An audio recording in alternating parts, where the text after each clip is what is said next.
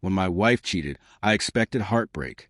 What I didn't expect was my own mother defending her at every turn. The deeper I dug, the darker the secret I uncovered. One that twisted love into debt and family into betrayal. There's a strange kind of silence that creeps into a marriage. Not the comfortable kind where two people can share a room without speaking, but the sharp-edged kind that feels like walking barefoot over broken glass. That was the silence in my house lately. I come home from work, drop my keys into the dish by the door, and hear only the faint hum of my wife's phone screen glowing against her face. She used to rush into my arms, kiss me so hard it bordered on indecent. Now, I barely got distracted. "Hey, how was your day?" Without her eyes leaving whatever endless scroll kept her attention. It wasn't just the lack of words. It was how she pulled away when I brushed her hip in the kitchen, or the way she tensed when my hand found the curve of her lower back in bed. Once upon a time, we had sex 4 times a week. Quick, hungry mornings before work. Slow nights that left us both to spend a bottle with showers. Lately, I couldn't remember the last time she touched me like she actually wanted me. I tried to rationalize it. Stress, hormones, maybe a rough patch. But deep down, in that part of me I didn't want to acknowledge, I knew something was wrong. I'd stand in the bathroom brushing my teeth, watching her in the mirror as she slipped into bed with her phone glowing against her face, and the thought would cut through me like a blade. She doesn't want me anymore. The first real fracture came one Saturday morning. I'd woken early, sunlight leaking through the blinds, and for the first time in weeks, I felt a reckless desire to close the gap between us. She was still asleep, her body curled toward the edge of the mattress, her tank top slipping down just enough to remind me of the woman I used to know. I reached for her, kissed her shoulder, let my hand wander. For a second, she stirred, and I thought maybe she'd melt back into me. Instead, she stiffened like my touch burned. "Not now," she mumbled, pulling the blanket higher over herself. "Not now or not ever?" The words escaped before I could stop them. She turned her head just enough to glare. "Don't start." I froze there, hand hanging uselessly in the space between us. That wasn't a wife asking for space. That was a woman building a wall brick by brick. I got up, went downstairs, and made coffee alone. That evening, we had dinner at my mother's. Normally, Mom could sense the smallest tension in a room and would do anything to smooth it over. But this night, the tension was a storm cloud no one could ignore. My wife laughed a little too loudly at Mom's stories, as if she was overcompensating, trying too hard. And me? I sat there sipping wine, watching the woman I married become a stranger at my own mother's table.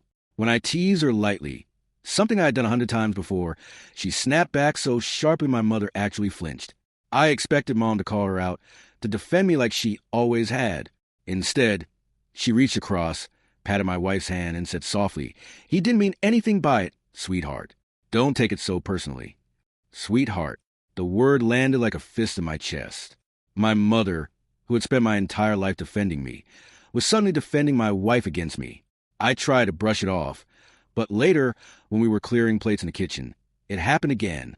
I made some quiet comment about my wife spending more time with her phone than with me, and Mom shot me a look so sharp it cut through my chest. "She works hard, you know," Mom said, her voice laced with unusual heat. "Maybe instead of complaining, you should show her a little more appreciation." I stood there, dish in hand, staring at the woman who had raised me, who always took my side, suddenly treating me like the villain in my own marriage. My wife, of course, leaned against the counter, smugness flickering across her face like she'd just won a silent war. Driving home that night, I couldn't shake the image. My mother defending her, not me. It wasn't just unexpected, it was unnatural. That night, I tried again to close the distance. Not with words, not with an argument, with touch. I came up behind her while she brushed her teeth, slid my hands around her waist, pressed my lips to her neck. Her reflection in the mirror looked startled, then annoyed. "Not tonight," she said flatly, pulling away. Then when I asked, my voice sharper than I intended, "Because I can't remember the last time you wanted me." She spit into the sink, rinsed her mouth, and walked past me without another word. I stood there, breathing hard, staring at the empty space she left behind. My body still ached for her. My mind still wanted to believe this was fixable. But somewhere deeper, a voice whispered the truth I wasn't ready to face. Something had shifted, not just in her, but in the balance of everything I thought I knew about loyalty, about family, about marriage itself. I lay awake long after she drifted off, staring at the ceiling. Images spun in my head. Her laughter at dinner, my mother's sharp defense, the way she pulled away from me like I was a stranger. For the first time, I felt something heavier than suspicion. I felt dread, because whatever was happening between my wife and me wasn't just ours anymore. My mother was involved, and her fierce defense of a woman who wouldn't even let me touch her told me something I wasn't prepared to hear. There was a secret between them, and it was about to destroy me. 5 rejections in 7 days. I counted them, not out of spite, but because after a while, you start keeping score when the person you love makes you feel like asking for sex, or even a simple kiss, is asking for the moon. Tuesday morning, I reached across the sheets to pull her closer. She stiffened like I had pressed a hot iron to her skin and muttered something about being late for work. Wednesday, I tried to lace my fingers through hers during a movie. She discovered an urgent need to check her phone. That lasted the entire film. By Friday, I'd stopped trying altogether. And yet even my quiet presence in the living room seemed to drive her to find excuses to leave. Saturday morning, I asked if she wanted coffee in bed like we used to, an old ritual that once led to lazy kisses and morning sex.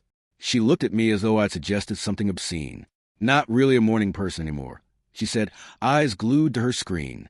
That was when something snapped, not a breakdown, not a tantrum, just a quiet, razor-sharp realization. I was done being the only one trying, done begging for affection like it was charity. I set the mugs on the counter harder than I intended. She looked up, startled. "You're right," I said flatly.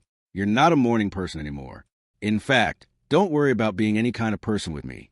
Problem solved." She blinked, confusion and irritation flashing across her face. "Where are you going?" "We were supposed to run errands together today." "For that to happen," I said, hand on the door, "you'd have to acknowledge I exist for more than 30 seconds at a time. Don't wait up. Actually, don't wait at all. You're good at that anyway." I slammed the door before she could respond. I drove for hours with no destination, letting the hum of the highway drown out the chaos in my chest. My mind didn't linger on roses, apologies, or counseling sessions. It lingered on something simpler. I want to feel wanted. By the time I returned home, dusk had settled. She was cooking dinner, trying too hard. "I made your favorite," she said, her voice careful. "Surprised you remembered," I replied, choosing a seat across the kitchen instead of beside her. Her spoon clattered against the pan. "What's that supposed to mean?" "Just an observation," I said, sipping my beer. "It's been a while since you paid attention to what I like, or want, or need." "That's not fair," she shot back. I almost laughed. "Fair? Is it fair that I feel like a stranger in my own marriage? Is it fair that I can't remember the last time you kissed me? Really kiss me? Is it fair that I have to wonder what I did wrong every time I try to touch my wife?" Her lips parted, but no words came. That silence said everything. "Don't worry," I continued, standing. "You don't have to reject me anymore. Consider me officially hands off. That's what you wanted, isn't it?" She stared at me like she didn't recognize me. Maybe she didn't. I went upstairs, leaving her rooted in the kitchen with her wooden spoon and her guilt. The following week became an experiment. I didn't touch her, didn't reach for her hand, didn't even ask how her day was. I gave her the distance she seemed so desperate for. At first, she seemed relieved, then annoyed, then confused. By Wednesday, she'd lit candles and cooked dinner again, soft music humming through the kitchen. She looked beautiful, I'll admit. Her hair was loose, her blouse unbuttoned just enough to remind me of what I was missing. For a flicker of a second, desire stirred in me, but I smothered it. "This looks nice," I said, sitting down. I ate, complimented the food once, then fell into silence. When she tried to draw me into conversation, I answered politely but without warmth. "You're being weird," she finally snapped. "No," I corrected, setting down my fork. "I'm giving you what you've been asking for. Space. No pressure. No unwanted attention. I never asked for that. Didn't you?" I leaned back, watching her squirm. "Every time you moved away from me, every time you stare at your phone instead of at me, every excuse not to touch me. Actions speak louder than words." Her eyes darted to her plate. She didn't argue. Friday night came, and she stumbled in late.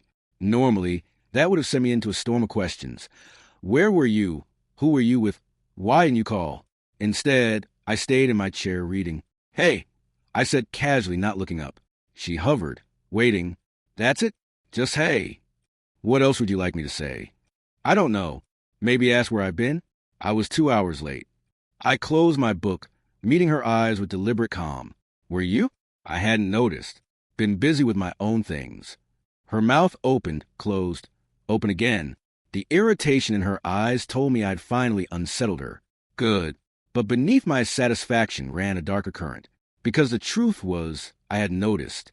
I'd been counting the minutes since she left, my mind conjuring images I didn't want to see. Another man's hands on her skin. His lips where mine used to be. Her laughter filling a room where I didn't exist. The jealousy was poison, eating me alive. But worse than jealousy was a memory of my mother's voice. Sharp, defensive, protective of my wife in a way she hadn't been for me in years. That was the thought that hollowed me out as I lay awake that night. Not just that my wife was slipping away, but that my mother had chosen to hold her tighter than me. There was a reason. I could feel it, a secret thrumming beneath the surface, one I hadn't yet unearthed. And if I was right, it was going to unravel everything. 10 days, she said, her voice clip rehearsed. I just need 10 days to think about us. We were sitting at the kitchen table, the space between us wide as a canyon. She didn't cry. She didn't plead. She didn't even look at me. She just dropped the words like a lawyer presenting terms. Women don't ask for breaks to save marriages. They ask for breaks to test drive replacements. I knew that the moment the phrase left her lips. 10 days, I repeated, leaning back in my chair. That's all. She hesitated. She'd expected panic, begging, promises. Instead, she got calm agreement. Her lips parted like she was about to explain herself further, then pressed into a thin line. Yeah, 10 days. Fine. I stood, pushing my chair back slowly. 10 days it is. The look in her eyes was priceless. Confusion wrapped in unease. The next morning, she packed with precision that told me she'd been planning this for weeks. Clothes folded neatly. Toiletries already set aside. Even her favorite perfume missing from the dresser. I'll be staying at my friend's place, she said, not meeting my gaze. Downtown. I asked, her head jerked up, eyes narrowing. Yes. I almost laughed. Of course downtown. The single friend who had been whispering in her ear for months. The one who lived close to the nightlife, close to temptation. The one who posted endless mantras about choosing yourself and never settling. Perfect spot, I said casually, sipping my coffee. All the actions there. She froze, searching my face for sarcasm. But I kept my expression unreadable. Before she left, she turned at the door. Maybe we shouldn't talk during this break. To, really clear our heads. There it was, the real request. No interruptions. No inconvenient husband calling while she tested out her freedom. Absolutely, I agreed. Complete silence. 10 days starts now. She blinked again, unsettled, then left. The house didn't feel empty. It felt liberated. For months, I'd been walking on eggshells, twisting myself into knots to please someone who had already checked out. Now the silence was mine. I started documenting everything. Texts, bank statements, even photos of how she'd left the house. Maybe it was paranoia, maybe prudence, but if this 10-day break was the start of something bigger, I'd be ready. By day 2, the first crack appeared. A friend sent me a screenshot. My wife, glowing in a new dress, leaning into a man I'd never seen. The caption, sometimes you need to step away to see what happiness really looks like. Hashtag new beginnings, hashtag living me truth. New beginnings, living her truth. Day 2 of our break, and she was already documenting her replacement. Most men would have raged, maybe collapsed. I just stared at the photo until the clarity cut through me like glass. She hadn't asked for space. She'd asked for cover. That night, I dug deeper. Social media is an open book if you know where to look. Within an hour, I had his name, job, and history. Divorced.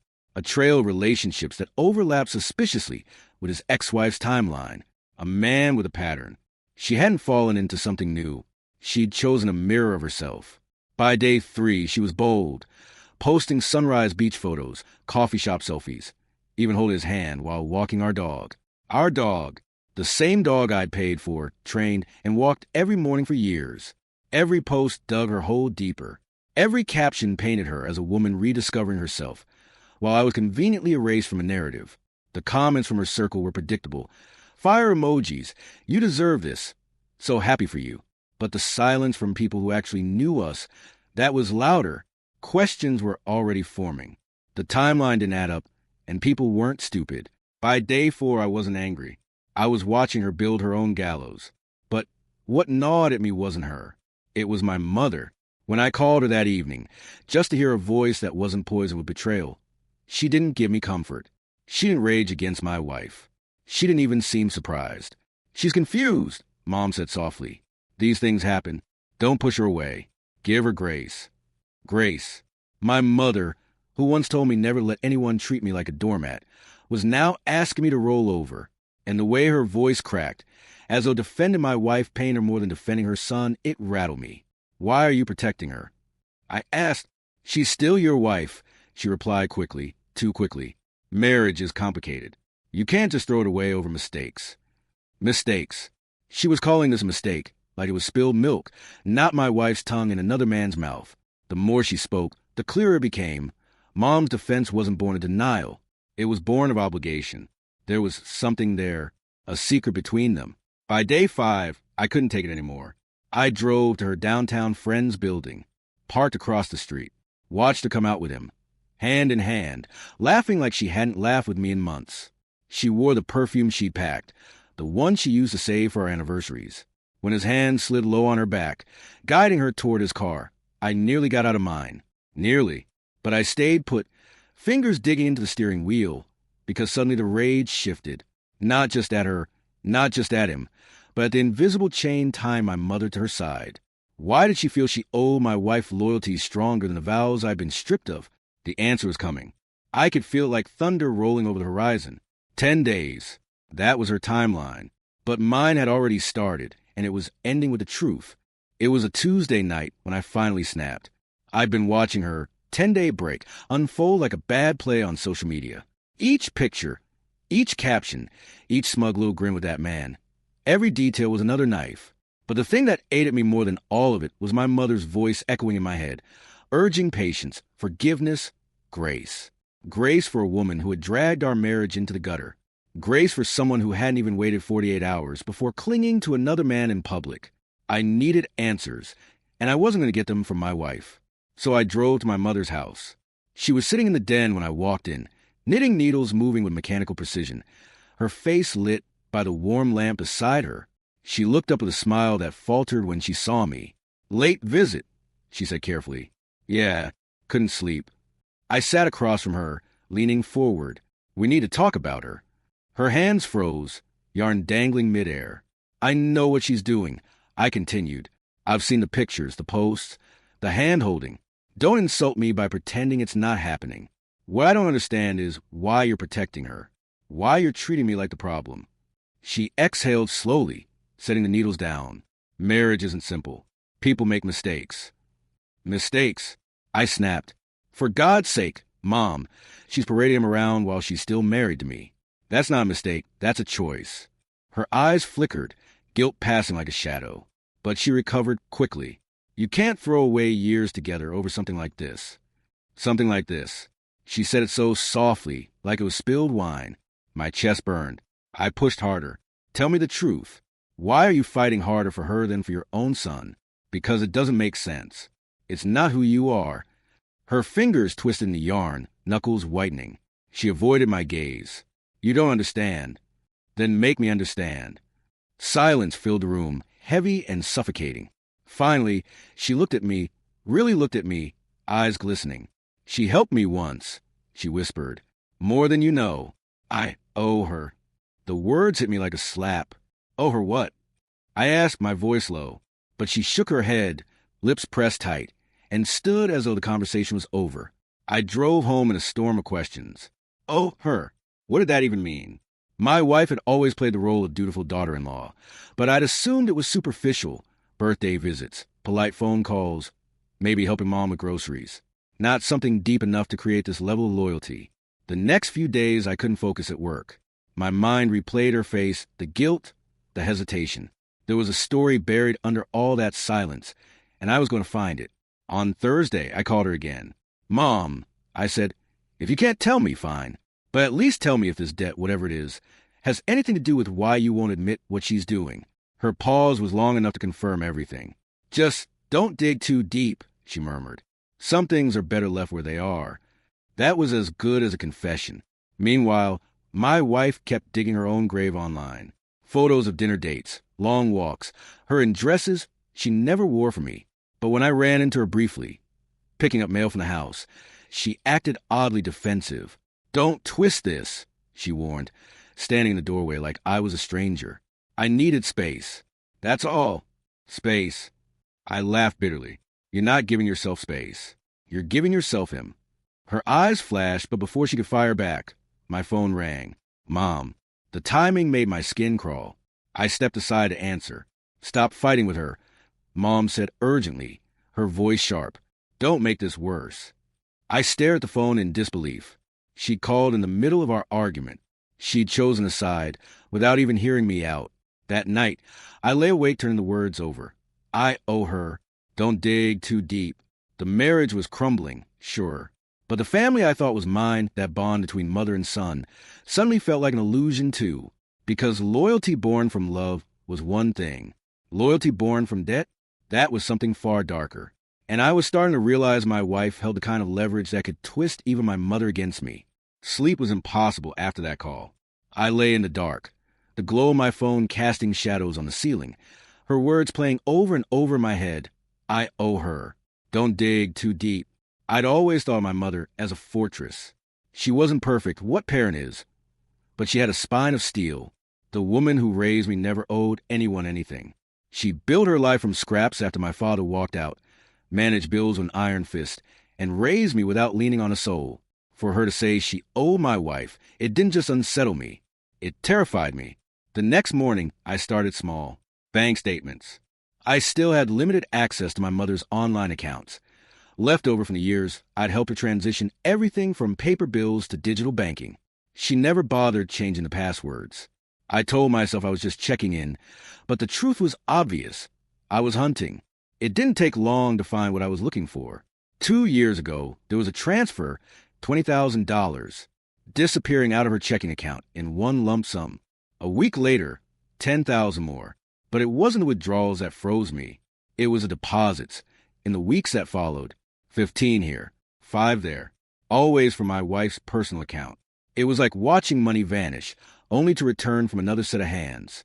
That night, I couldn't stop staring at her Instagram photos, her arm linked with that man, her lips curled in laughter I hadn't seen in months. Every smile looked like another layer of betrayal, but now it was layered with something else. Leverage. She wasn't just cheating on me. She had already bought her way into my mother's loyalty. But why? Friday, I drove to the casino outside town. Not to gamble. I've never been the type. But because the timing of those transfers gnawed at me. The amounts, the urgency. It reeked of gambling debts. Inside, I asked questions I had no business asking. Bartenders, floor managers. Even a valet who looked like he'd been around long enough to recognize regulars. My mother wasn't a name they remembered immediately. But when I showed a picture of her, the valet's eyes narrowed. "Yeah," he said slowly. "I've seen her. Not lately, but she used to come by. Few years back. Black hair, always dressed nice. Played the slots mostly. Big spender for a while." A cold rush went through me. My mother, at a casino. The fortress I thought I knew had cracks big enough to crawl through.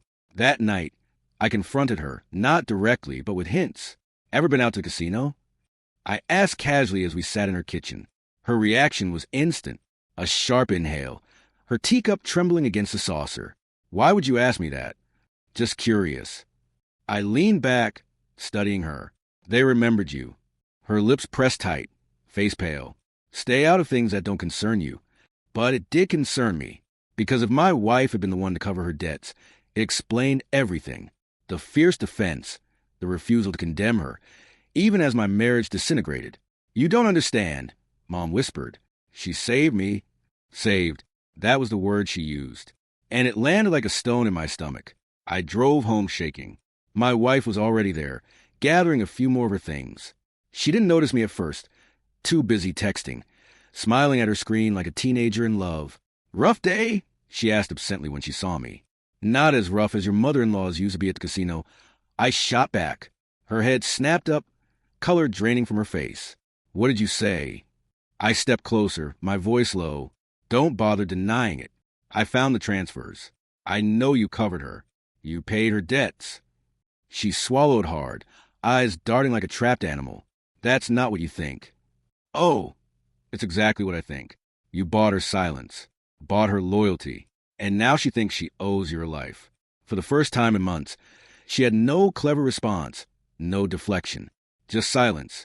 I should have felt victorious. Instead, I felt sick, because this wasn't just about betrayal anymore. It wasn't just about sex with another man or lies told to my face.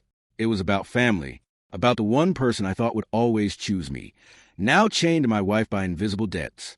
I watched her standing there, phone in hand, guilt written across her face, and realized the cruelest part of all. She didn't just ruin our marriage. She had ruined my mother, too. She came by on Sunday evening to pick up the last of her clothes. I was waiting, not with questions about where she'd been, not with accusations about the man whose hand she now held so freely in public. I was waiting for something far older, far heavier.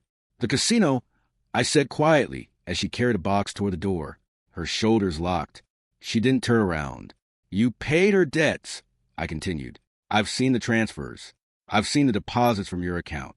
You saved her from losing everything. Finally, she turned, her face pale, eyes flashing not with guilt but with something sharper, fear. You don't understand, she whispered. Then explain it. I demanded. Explain why my mother feels she owes you her soul. Explain why she defends you while my marriage burns to ground. She set the box down and crossed her arms, as if bracing against a storm. It was 2 years ago, she began. She called me in the middle of the night, sobbing. She lost nearly $30,000 in one night at the slots. She didn't have the money, and the people she owed weren't the kind you ignore. My stomach turned. My mother, the woman who lectured me on responsibility, who balanced every checkbook down to the cent. She begged me not to tell you, my wife continued, said you'd never forgive her, said she'd rather die than see the shame on your face. I wired the money before dawn. I gripped the back of a chair, my knuckles white. You should have told me. She swore me to secrecy. She shot back, said if you knew, it would destroy your relationship with her. I was protecting your family. The rage in me was messy, aimed at her, at my mother, at myself for not seeing it sooner. So that's it. I asked. You bought her silence, and now she thinks she owes your loyalty forever, even when you're screwing another man. Her jaw tightened. I didn't ask her to take sides. That's her choice. No, I said, stepping closer. That's the chain you forged around her neck. You didn't just cheat on me. You corrupted my mother's love for me. You turned it into debt repayment. She flinched at that, but she didn't deny it. Later that night, I went to my mother's house. She was at the kitchen table again, tea untouched, as though she'd been expecting me.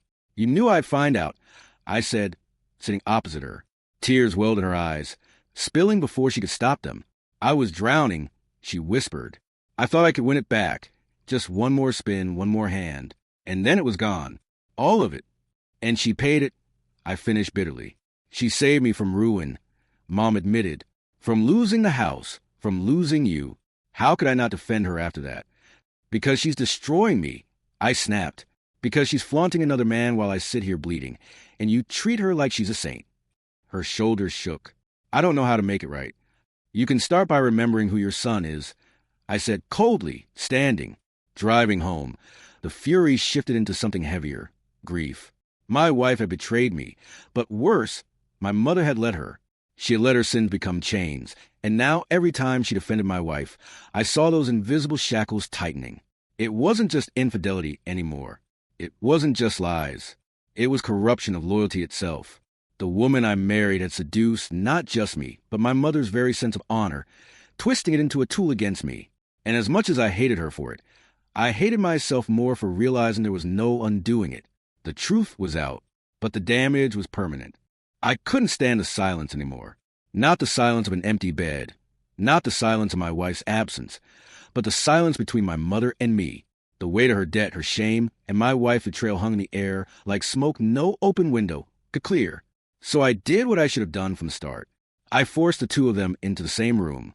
It was Sunday. I called my wife, told her to meet me at my mother's house. No excuses, no arguments. I didn't give her room to wriggle out. Then I called Mom and said the same. My tone left no room for resistance. When I arrived, both cars were already in the driveway. For a moment I sat there gripping the wheel, heart pounding.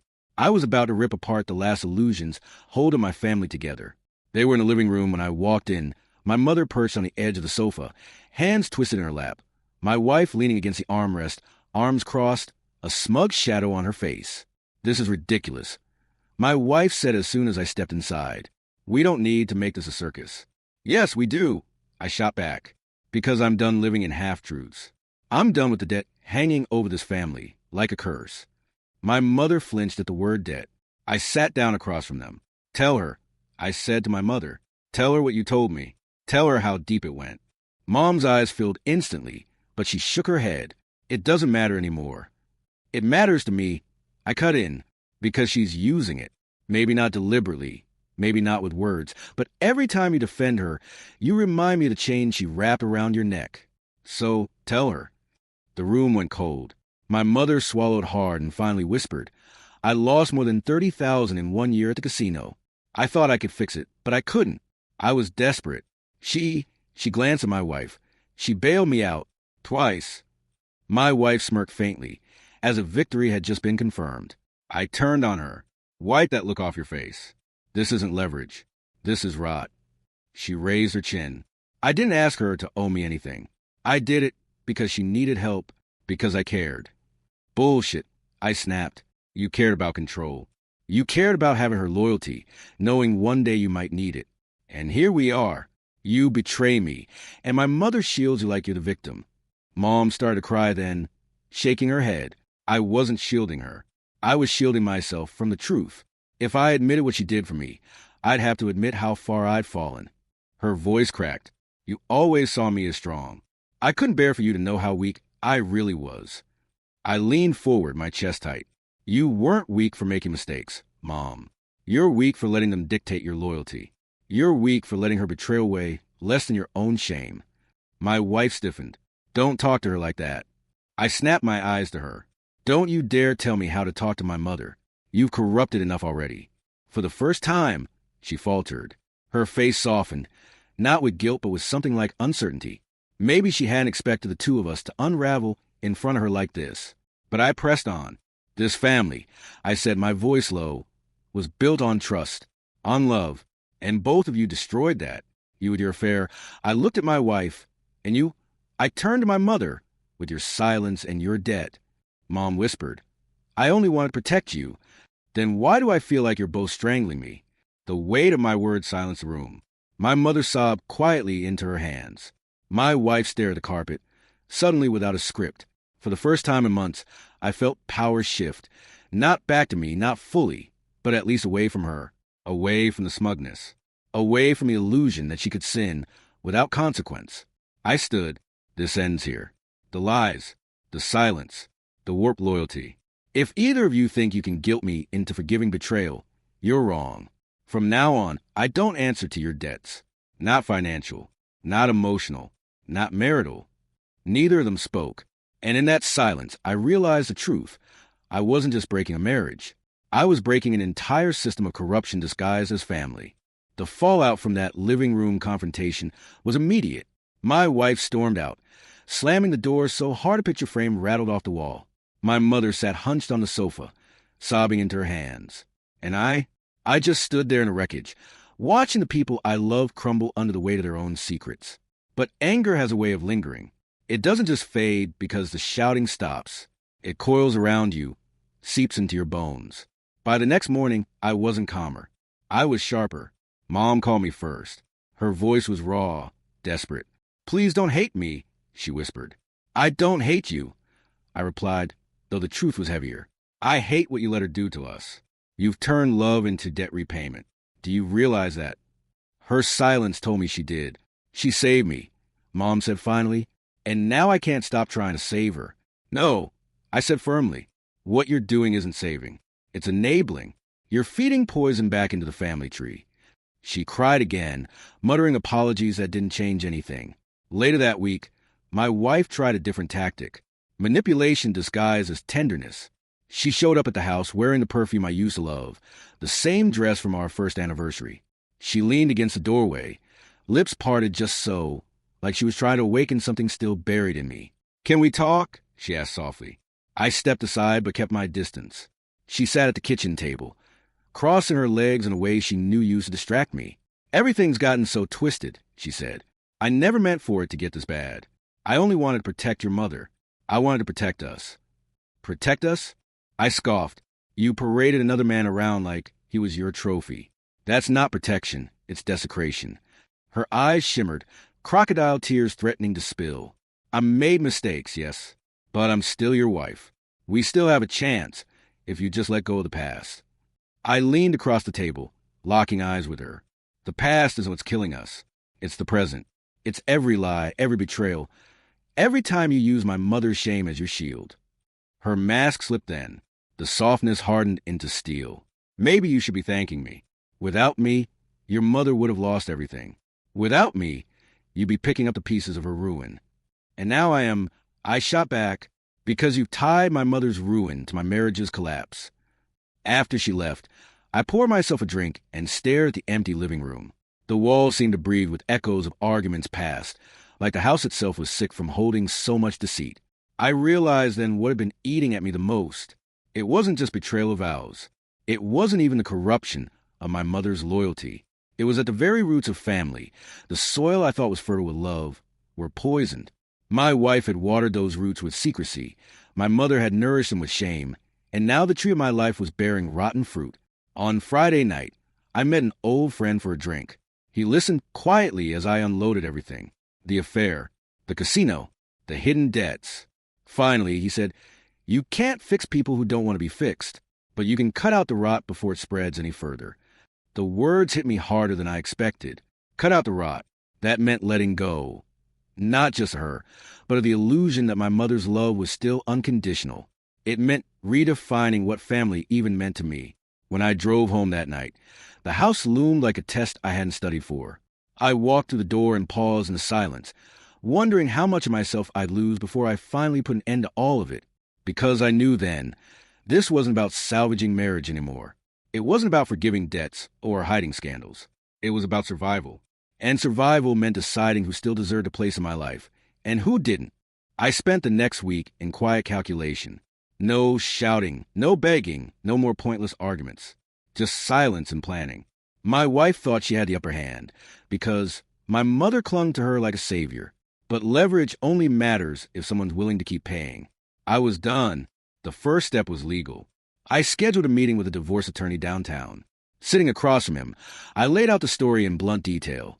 The affair, the casino debts, the twisted family loyalties. He listened, took notes, and finally said, "You got two battles here. One against your wife, and one against your mother's guilt. You can win the first in court. The second, that's a choice." I left with a folder of documents and a strange calm. For the first time in months, I wasn't reacting. I was acting. The second step was boundaries.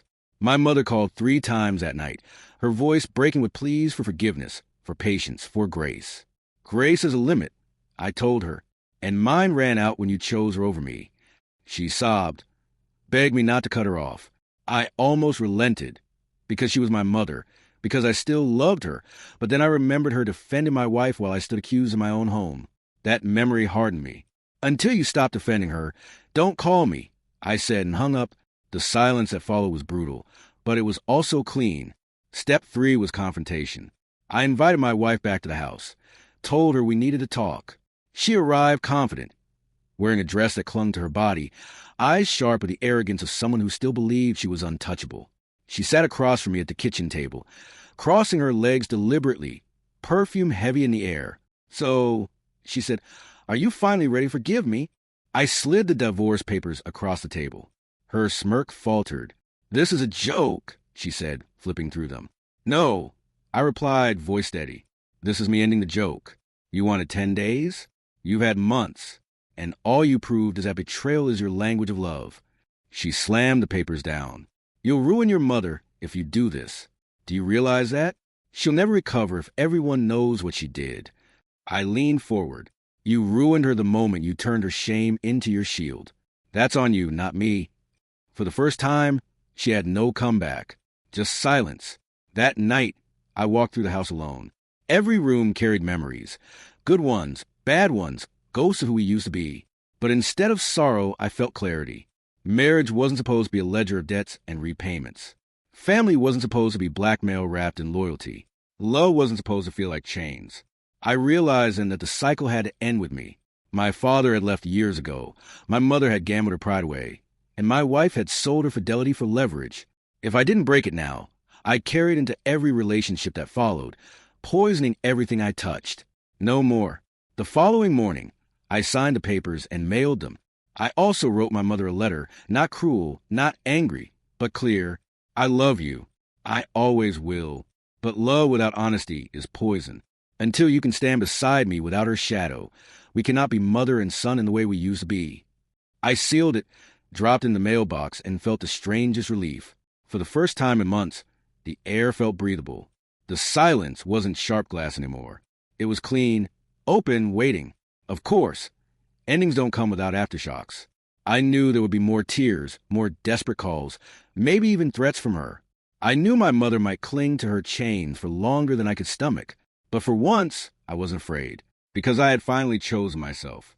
And no debt, no secret, no affair, no poison loyalty could ever chain me again. The envelope came back unopened. My letter to my mother, stamped return to sender in bold, ugly ink.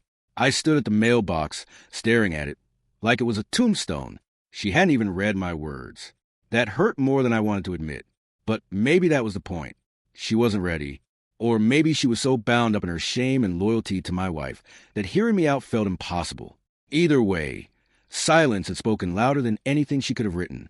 The divorce, on the other hand, moved quickly. My lawyer was efficient, my case airtight. She had her affair splashed across social media.